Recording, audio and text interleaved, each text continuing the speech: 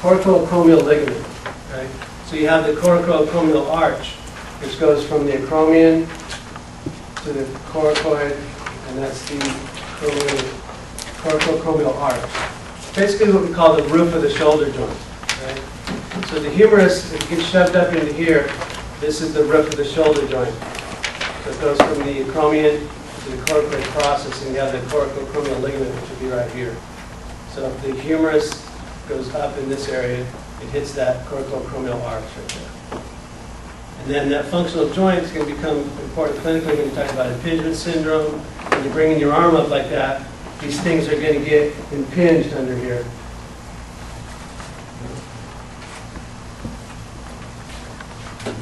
So then talk about the ligaments of the pectoral girdle. Okay, there's some that go across the glenohumeral joint, and then there's also some that go to the acromion, and then also the clavicle.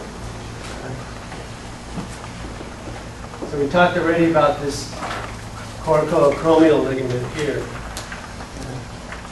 And then you're going to have coracoclavicular ligament. And then you also have the AC joint capsule here. But as far as what's holding the AC joint together, this one is more important as far as strength of it, because it's the one that's holding it down like this. You know, this is going to be able to hold this joint together better because it's pulling down this way versus this ligament that's over here at the joint. That's not going to give as much stability and strength as the coracoclavicular ligament. And then, of course, you can have sternoclavicular over here.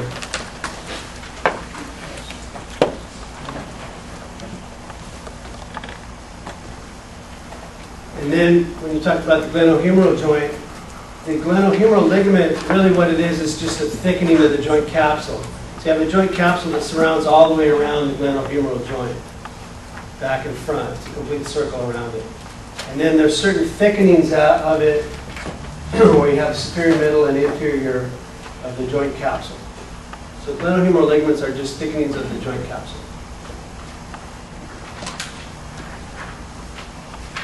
All right, so now we'll talk about movements of the scapula. Okay. So there's different movements that we'll talk about with the scapula as far as elevation, depression, different kinds of rotation, protraction, retraction. So we'll go over some of those. Okay. So if we're looking at the glenoid fossa right here, if it moves down, then it's downward rotation. Okay. So the glenoid fossa is moving down, so this is downward rotation. So if we're doing it on our jobber here, so this is downward rotation, that, and then this is upward rotation. Okay. So the reference point is the glenoid fossa. If it moves up, it's upward rotation. If it moves, it's downward rotation. So that's going to be done by muscles that are up on here, or if they're pulling this way like that. And then upward rotation would be muscles like on the trapezius that can pull down this way. So that would be upward rotation. Okay. We'll get into the muscles later, but you just want to understand, when we're talking about the scapula, how does it move? We'll have a specific term so that everybody knows what we're talking about. And then if you have movement in the transverse plane, which is this plane, usually that's considered like rotation. We talked about internal, external rotation, rotation of the head. But here you can talk about protraction and retraction, which is going to be similar to also abduction, abduction, moving away from the body, and the adduction. So we talked before pretty commonly that you understand that moving towards the body is adduction, and moving away from the body is abduction. So you can have that with the scapula like this.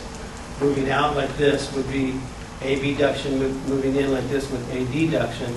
But also, since it's moving kind of on a rounded surface, right, there's another movement where you call it protraction and retraction. Okay, so this is protraction of the scapula, this is retraction of the scapula. Okay. And then is this upward rotation of the scapula or downward? Which way did the glenoid fossa point? If this is down like that, right? So this would be downward rotation. This would be upward rotation. Because you're looking at where this points. points up for upward, down for downward. Okay.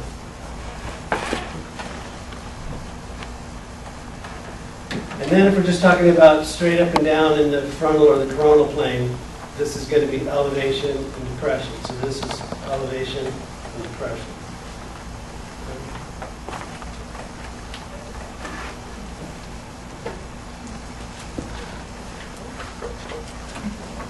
And so before we get to the muscles, so let's go through this again. So everybody, protractor scapula.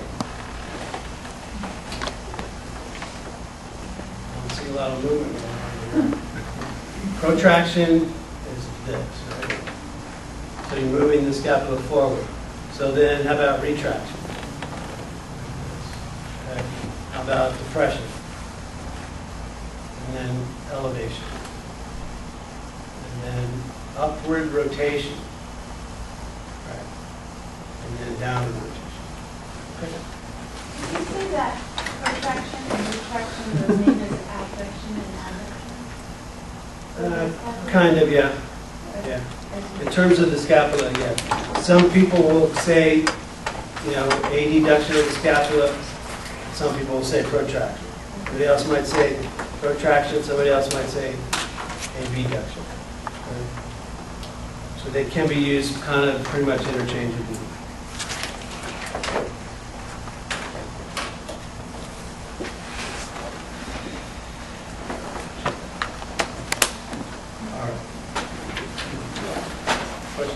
Yeah, were the pictures, the diagrams of the joints you were showing, are those in the book, or is that? No, they're, I just got them from Google Images. Okay. There's some type of a physical therapy site. I think I can give you the link to it. Okay. Speaking of that, there's another link that, I don't know, did I give it to you yet about the atlas of muscle? It's like an X-ray atlas that shows all the muscles. Okay. I'll give you that too. So basically we're going to talk about muscles of the shoulder. We're talking about intrinsic and extrinsic. Okay. Extrinsic are what's going to attach the shoulder girdle to the ribs and the vertebra. So basically we're talking about what attaches the clavicle and the scapula to the ribs and to the vertebra. So that's extrinsic, so it's acting from outside onto the shoulder joint. And then intrinsic is going to be, well, these are the extrinsic ones, so we'll get into which ones. So you can have the anterior ones, you can have pec major, pec minor. This is basically right in the nose.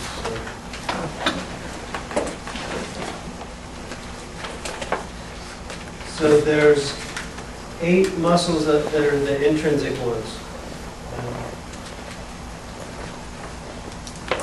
Most of the ones that attach from the thorax are going to be extrinsic, except for 2 of them, which is going to be the pec major and the latissimus dorsi.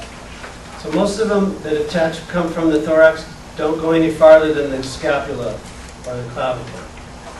The only ones that come from the thorax that go past the shoulder proper is going to be the pec major and the latissimus. All the rest are only going to go to either the scapula mostly and some to the clavicle. And those are the ones that are going to do the different movements of the scapula. Okay? Elevation, depression, protraction, retraction, all that stuff.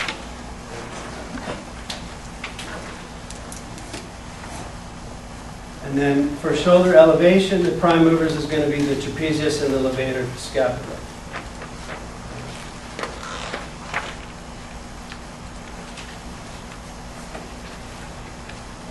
So this is the one here's the pec major that crosses the shoulder joint.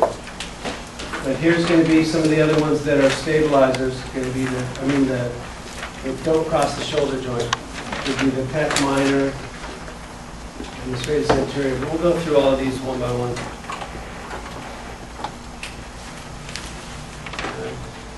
And then here, so this we'll follow the notes, but this is just to see some of the pictures so we'll know what we're talking about. So what's this one right here? Latissimus dorsi, right? What's this one? Okay, and then there. So those are going to be more